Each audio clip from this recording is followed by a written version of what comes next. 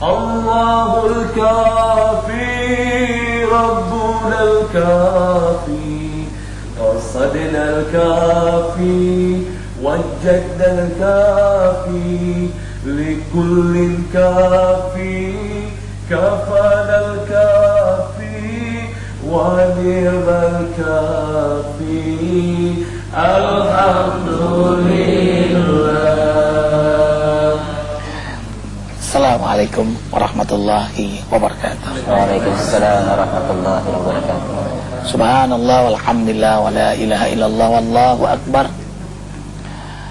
Allahumma sholli wa sallim ala sayyidina Muhammadin. Assalamu alayka ya Rasulullah wa ala alihi wa ashabihi wa man tabi'ahu bi ihsanin ila yaumiddin. Subhanaka la ilma lana illa ma 'allamtana innaka antal alimul hakim. La haula wa la quwata illa billahil aliyyil azim. Shadaqallahul azim. Ikhwatal iman, pemirsa Cahaya Hati yang insyaallah semuanya diberkahi oleh Allah. Kembali kita dibahagiakan oleh Allah di waktu fajar ini bersama para asatid. Ini para duat dai Allah. Ya, mungkin kali ini boleh kali ya Ustadz Arifin kenalkan ya. Ustadz Ahmad Junaidi, Ustadz Nata, Ayahanda Ki Haji Abdul Rajab ya. Lihat tuh beliau yang paling muda di antara kita. Amin ya Allah, Allahu Akbar. Energik sekali beliau. Kemudian tadi yang baca nasyid indah sekali Ustadz Fikri, Ustadz Luqman. Lihat Ustadz Luqman ini master ya. Kemudian Ustadz Saifullah master juga. Ustadz Syukur, ini master. Master Yatama ya, ikhwah, ngurus yatim beliau. Ustadz Rosyad, ini Ustadz ganteng nih. Allahu Akbar, sayang bininya masih satu ya. Ini nanti kita bersama beliau, Bang Febri, sehat cara Nabi. Oh, banyak sekali yang akan terbuka semuanya. Kemudian ini seorang doktor dari Yaman, Syekh Hakim. Beliau hafal Quran dan guru para penghafal Al-Quran. Kemudian ini Ustadz Abdul Syukur ya. Nanti Abdul Syakur ya. Ini karya-karya beliau banyak sekali nih. Nanti kita akan juga bersama beliau. Kemudian putra Profesor Dr. Dina Habibudin, kandidat doktor Irfan Syauqi, sudah nikah. Alhamdulillah ya sudah nikah. Cik satu Ustaz. Kemudian Ustadz Iwan Jawawi, Doktor Samsul Yakin, Ustadz Saroni Jagawan ya ini. Pemberani beliau ya, penakluk hantu. Kemudian Ustadz Musli, ini bapaknya anak yatim. Semua kita belajar dan tidak ada belajar yang paling baik selain mengajar. Ya ikhwan fillah. Silakan Bang Firbi. Ya. Bismillahirrahmanirrahim. Assalamualaikum warahmatullahi wabarakatuh. Waalaikumsalam. Alhamdulillahirabbil alamin. Asbahna ala fitratil Islam. Amin. Kalimatul ikhlas wa ala dini nabiyyina Muhammad sallallahu alaihi wasallam wa ala millati abina Ibrahim hanifa ma kana minal musyrikin. Alhamdulillah, pada pagi hari ini Allah mempertemukan jasad-jasad kita kembali, dan satu skenario Allah sudah janjikan di tempat yang mulia ini dengan pemirsa Antv, dan insya Allah juga Allah kumpulkan kita kembali bersama-sama untuk bisa melihat indahnya wajah Allah, indahnya senyum Rasulullah. Amin. Kajian kita kali ini dengan tema hidup sehat cara Nabi. Ketika kita berbicara tentang sehat, maka yang terpikir oleh kita adalah biaya yang cukup mahal. Kita melihat fenomena yang terjadi di masyarakat kita. Saudara kita mungkin sakit, ketika ke rumah sakit yang ditanya pertama adalah uang jaminan ya, kalau tidak memiliki uang maka kita tidak akan dirawat dengan baik. Tapi kalau kita kembali kepada warisan dari Rasulullah SAW, bahwa Rasulullah memberikan resep yang sangat mudah untuk kita hidup sehat. Salah satu ya resep yang disampaikan oleh Rasulullah adalah madu. Madu, ketika Aisyah pernah ditanya oleh sahabat, apa yang menyebabkan Rasulullah itu kuat, Rasulullah sehat? Aisyah mengatakan Rasulullah selalu mengkonsumsi madu ketika perut dia kosong. Jadi sebelum masuk apapun ke dalam tubuhnya, Rasulullah mengkonsumsi madu. Tuh, ini saya hati. Ilmu kan? Rasul SAW minum madu saat perut kosong. Jadi belum makan ya? Ya, sebelum makan. Nah, karena madu sebagai sumber energi, nah, madu bisa mengembalikan energi atau membuat energi kita lebih cepat. Hanya butuh waktu 7 menit untuk memungsikan energi-energi di kita dalam tubuh kita. Ya, jadi Rasulullah selalu kebiasaannya sebelum makan atau ketika perut dia kosong mengkonsumsi madu dengan air. Nah, kenapa madu itu dicampur air? Karena kalau kita lihat di dalam madu itu memiliki lapisan lilin. Ya, jadi ketika kita konsumsi madu langsung, maka reaksi di dalam tubuh kita lambat. Tubuh kita tidak mudah menyerap. Darah-darah dalam tubuh kita tidak mudah menyerap madu untuk dirubah menjadi energi. Nah, jadi perlu diangkat lapisan lilin itu dengan air. Nah, karena madu sudah mengalami proses pencernaan pertama kali di perut lebah. Perut lebah memiliki lapisan lilin yang kuat. Nah, jadi dia tidak begitu cepat direaksikan dalam tubuh kita. Berarti madu tuh bisa tahan lama ya? Tahan lama. Makin bagus nggak kalau ngilangin? Nah, semakin lama madu semakin bagus karena pernah ditemukan madu itu yang usianya 4.500 tahun pada saat itu di Mesir. Nah, setelah diselidikin ternyata tidak ada satu bakteri pun yang hidup, tidak ada virus yang hidup, dan kualitas madu itu semakin baik. Allahu Akbar. Jadi madu sebagai antibiotik juga. Ini berarti ada hubungannya dengan memadu ya? Iya. Jadi tahan lama, Ustaz. Tahan lama ini ya, ikhwatan iman, ibu-ibu, pemirsa Cahaya Hati. Jadi memadu itu juga antibiotik. Jadi pada saat madu itu diteliti dari beberapa profesor pada satu di Cordova, karena mereka penasaran terhadap hasil penelitian yang awal. Nah, ternyata diteliti madu dimasukkan ke dalam cawan dan dimasukkan berbagai macam virus dan bakteri. Ternyata hal itu sangat mengejutkan para profesor tersebut. Mereka menemukan bahwa bakteri tipes mati 48 jam dengan madu. Allahu Akbar. Bakteri tipes. Nah, diare mati dengan 6 jam dengan madu. Yang dikonsumsi per 2 jam dengan air, karena madu itu berputar dengan perputaran darah kita. Nah, jadi untuk masalah tipes kita tidak perlu cari cacing lagi, Ustaz. Nah, kalau dulu kita cari cacing, cari obat ya dari bahan cacing, tapi ternyata dengan madu yang dikonsumsi per 2 jam, nah itu sangat efektif untuk membunuh bakteri tipes itu sendiri. Diare ya? Diare. Nah, udah gitu juga untuk kanker. Nah, karena madu memiliki asam amino yang sangat kuat sebagai apa Ustaz? Asam amino. Nah, jadi itu yang membuat semut nggak suka dengan madu ya. Dengan madu, kalau ya. tanda madu Betul, asli ya. Betul. Nah, salah satu indikasi madu asli tadi bisa tidak direbungi semut, tapi terkadang kita harus melihat tergantung dari makanannya, Ustaz. Nah, nektar apa yang dimakan oleh lebah tersebut. Nah, jadi kalau misalnya madu itu memakan bunga dari rambutan atau lengkeng yang biasa kita lihat madu ternak, nah maka kadar glukosa dan sukrosa tinggi. Maka semut itu biasa mau mendekat tapi tidak mau masuk ke dalam. Dia hanya makan yang tumpahannya saja. Jadi tergantung dari makanan. Madu ternak itu ya, seakan-akan terolah ya. Iya, jadi hanya spesial itu aja, Ustaz. Ada juga gula olahan, lalu madu itu senang makannya. Makan gula itu ya, lalu. Betul. Nah, biasa di dalam dunia ada ayam kampung, ayam negeri gitulah ya. Ayam juga, cuma bedanya ayam negeri di pors demikian.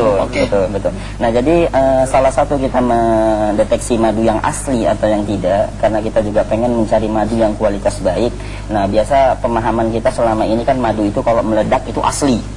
Nah, padahal itu bisa madu muda, madu yang fermentasi dengan air.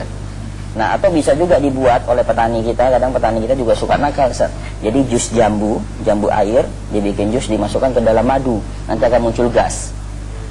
Nah, karena indikasi madu asli, masyarakat biasa mengenalnya bahwa madu itu meledak, itu baru asli. Padahal madu asli ya tidak seperti itu. Ya. Indikasi madu yang asli biasanya yang paling mudah kalau kita tidak punya lab di rumah. Nah, yang paling mudah itu kita ambil piring kaca yang bening, kita masukkan air, ya, lalu teteskan beberapa tetes madu, kita goyang di tempat yang terang, maka dia akan berbentuk pola sarang lebah aslinya. Dan itu tidak bisa direkayasa oleh manusia. Jadi piring kaca yang bening, ya, yang tanpa motif, jadi tanpa bunga. Nah, kita masukkan air di piring tersebut, lalu kita masukkan madu beberapa tetes, kita goyang dengan cara berputar di tempat yang bening, dia akan berbentuk pola seperti sarang lebah aslinya. Nah, jadi kalau madu itu campur, maka dia akan terpisah terlebih dahulu. Gumpalan-gumpalannya akan terpisah, nah aslinya itu akan ada di dasarnya. Nah, ini indikasi madu yang asli. Bisa nggak dikatakan madu itu palsu juga? Ini botol, terus ada tiba-tiba endapan. Ya. Nah, untuk indikasi madu yang asli bisa juga dia mengendap, Ustaz. Jadi tidak semuanya madu yang mengendap itu palsu. Seperti misalnya nektar atau makanan madu kaliandra, bunga kaliandra yang ada di Sukabumi. Nah, itu dalam waktu 6 bulan biasa dia mengendap full. Jadi tidak terpisah. Nah, tinggal membuktikannya, endapan itu kita makan, kalau manis tanpa aroma, berarti itu adalah gula. Tapi kalau dia manis dan beraroma, kuat aroma bunga, itu berarti nektar. Nah, jadi kita tidak bisa... subhanallah, banyak yang diingat, banyak yang lupa. Ya, itu masalah bab madu, salah satu resep Nabi yang Nabi ajarkan kepada kita dengan murah meriah. Nah, yang kedua, salah satu resep Nabi yang Nabi sampaikan juga kepada kita adalah dengan habatus sauda. Saat sebelumnya saat gimana sih? Kalau kita panas badan, atau saat kita letih, atau saat kita kedinginan, demam dan sebagainya, itu minum madunya gimana tuh? Pada saat kondisi kita panas atau letih, nah biasa permasalahan itu adalah di pencernaan kita.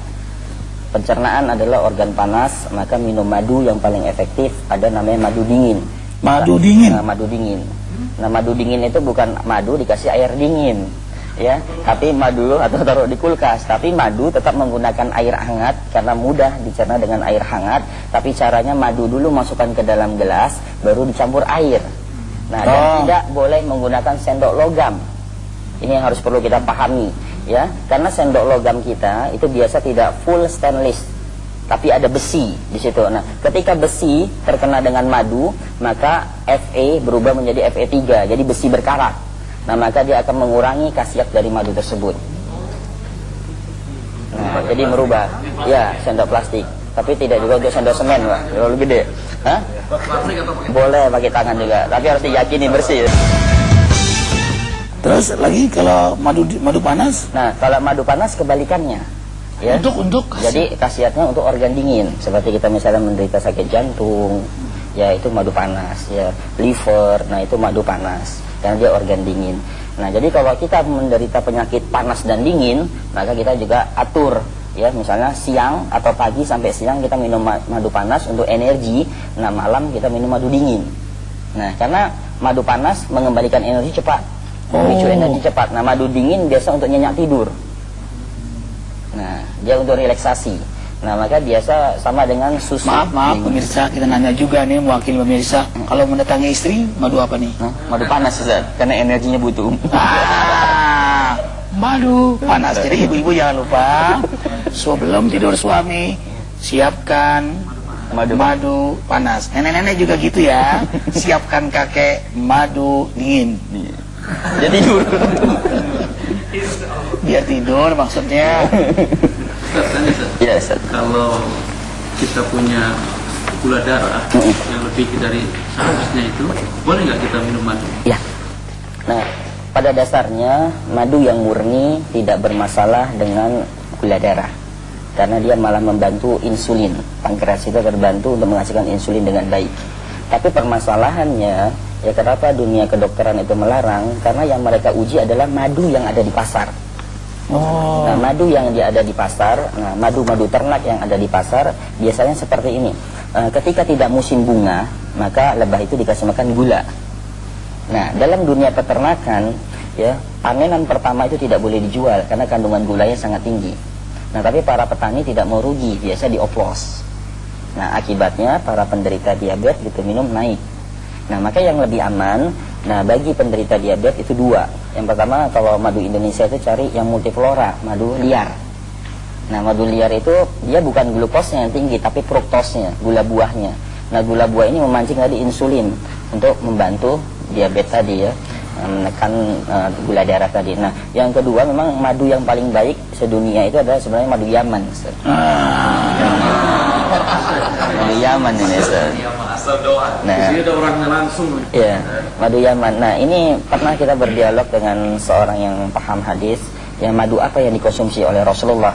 Nah, ternyata madu yang dikonsumsi Rasulullah pada saat dalil tentang madu itu terkait dengan pedagang Yaman masuk ke Madinah pada saat itu. Nah, jadi para ulama sepakat bahwa madu yang dikonsumsi Rasulullah pada saat itu adalah madu Yaman. Nah, cuman sekarang kita juga sulit mencari madu Yaman, Ustaz. Yang muda tuh ketemu orang Yaman sekarang. Iya, orang Yaman. Beliau pun belajar di Yaman. Di Yaman, Ustaz. Darul Mustafa ya. Ya, jadi seperti itu. Nah, jadi untuk mendeteksi madu yang asli untuk penderita diabetes, maka yang paling aman adalah tadi madu liar, karena dia tidak satu nektar, tidak satu makanan, tapi berbagai macam makanan. Nah, yang kedua, yang paling bagus adalah memang madu Yaman, cuman karena harganya yang tidak baik, Ustaz. Nah, ya, madu Yaman, ya, tidak baik. Ya. Mahal ya? Sangat mahal, Ustaz. 1 kilo itu biasa kalau Yaman yang jenis Jabali, yang liar. Nah, di Indonesia bisa sampai 800 sampai 1.500.000. Masih murah. Jadi tidak baik untuk kantong. Apa ada berapa jenis madu ya, Ustaz? Tolong, Ustaz. Kalau yang mana, Ustaz? Di Indonesia sebutan madu itu apa aja? kalau madu biasanya ada madu ternak. Kalau di Indonesia itu banyak, ada madu rambutan, madu lengkeng, madu randu, ya, madu durian, mangga. Oh, ini ternak ya? Itu ternak. Asli tapi ternak. Ternak. Jadi makan hanya satu tanaman. Hanya satu tanaman. Nah, kalau madu liar ya banyak, Ustaz. Ya, misalnya ada, kalau di Indonesia ada madu Kalimantan, setiap daerah punya ciri khas tentang madu tersebut. Misalnya di Aceh, di Takengon, itu ciri khasnya madu liarnya kopi, karena dia tanamannya kopi semuanya. Nah, dari itu ada madu Kashmir, yang terkadang kita itu suka dibohongi bahwa seolah-olah itu madu Yaman. Bagi orang yang tidak paham ini, kadang kita dibilang ini madu Yaman asli, padahal itu Kashmir. Ya. Bedanya pertama, satu kekentalan, yang kedua dari aroma, Ustaz. Nah, sama-sama dia memakan sidr, sama-sama dia memakan bidara, tapi dari sisi aroma lebih kuat yang Yaman. Dan kita pernah menguji, nah, untuk membunuh kuat aromanya, wanginya itu luar biasa. Dibandingkan ini kurang. Ini wanginya luar biasa, saudara-saudara. Orang Indonesia dengan orang Yaman wanginya beda. Beda ya, Ustaz. Lebih menyengat di sini. Kemudian gimana, Ustaz? Ya, apalagi jadi madu hampir setiap dunia atau setiap negara itu punya ciri khasnya. Allahu Akbar walillahil hamd. Terbuka kita sudah pikiran kita. Apa yang Allah sebut dalam Quran, fihi syifa'ul linnas. Dalam madu itu ada syifa, obat bagi manusia. Dan ternyata minum madu bukan hanya sekedar sehat, tapi sunnah loh.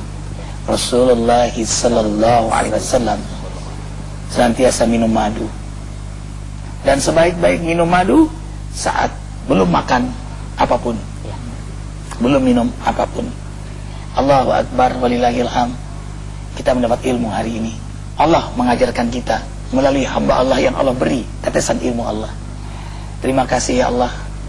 Terima kasih pemirsa Cahaya Hati. Terima kasih Ustaz Febri. Terima kasih semua asatidzah. Kita tutup dengan kafaratul majelis. Subhanakallahumma wa bihamdika asyhadu an la ilaha illa anta astaghfiruka wa atubu ilaik. Wabillahi taufiq wal hidayah. Wassalamualaikum warahmatullahi wabarakatuh. Waalaikumsalam warahmatullahi. Silakan Bikri. Allahul Kafi, Rabbunal Kafi, Qasadnal Kafi, Wajjahnal Kafi, Likulli Kafi, Kafanal Kafi, Wanimal Kafi, Alhamdulillah. كفانا الكافي ونعم الكافي